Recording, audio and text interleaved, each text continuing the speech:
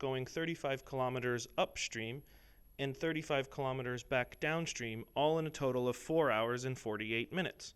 To start solving this problem, I first want to make my chart for my distance equals rate times time. So in my chart, I have a space for distance, rate, and time, and I know that going upstream, the boat traveled 35 kilometers, and going downstream, the boat traveled a distance of 35 kilometers as well. We also know the boat travels 15 kilometers an hour in still water, so going upstream, we know the boat's rate is 15 minus the rate of the current, which we're going to label as x. And going downstream, the boat travels 15 kilometers an hour plus the rate of the current, which is still x. And we know that it does all of this in 4 hours and 48 minutes, or 288 over 60. So going upstream, we know that the time that it took the boat is 35 over 15 minus x.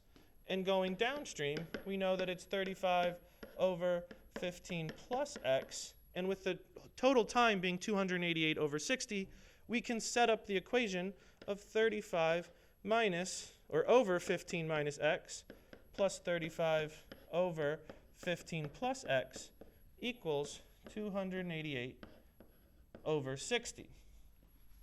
Using this information, we can now solve for x by finding the lowest common denominator first on the left-hand side of the equation. That lowest common denominator is going to be 225 minus x squared. So if I find the lowest common denominator and then combine the two fractions, I'm going to be left with 35 times 15 plus x plus 35 times 15 minus x, all over the LCD of 225 minus x squared, and that's still going to equal 288 over 60. Now, using this equation, I'm going to first distribute the 35s through the parentheses in both cases, and I'm going to be left with 525 plus 35x plus 525 minus 35x.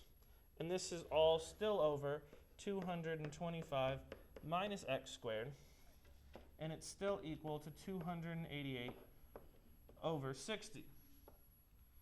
Using this new equation I have, first I want to combine more like terms here, and I can see that the 35x's are going to cancel out, and 525 plus 525 is going to leave me with 1,050 over 225 minus x squared, and that still equals the 288 over 60.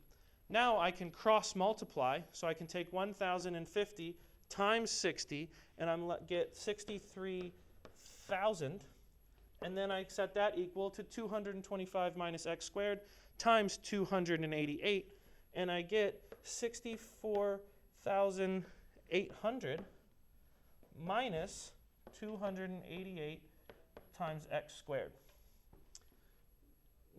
From here, I want to subtract 64,800 from both sides of the equation, and I get negative 1,800 equals negative 288 x squared.